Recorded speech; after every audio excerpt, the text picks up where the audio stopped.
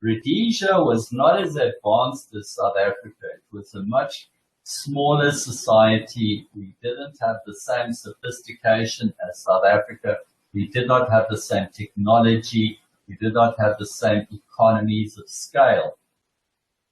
But South Africa, the way South Africa ran and the way South Africa was structured is very much more similar to your country.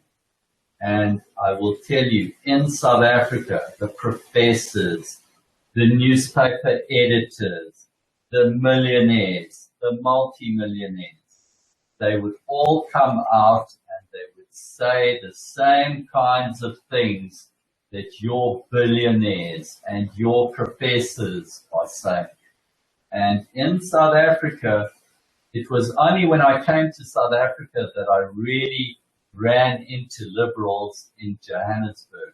And it was only there that I truly first met white people who are traitors to their own race.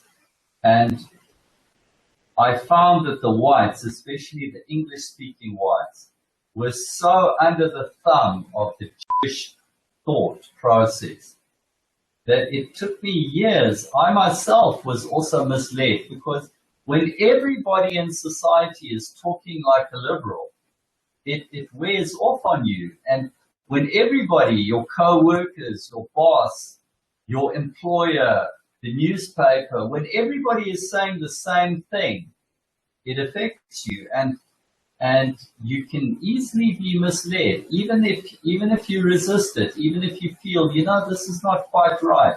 Because I still remembered many things from my childhood and from Rhodesia and things I've learned. And here I'm finding a message that is going in the opposite direction.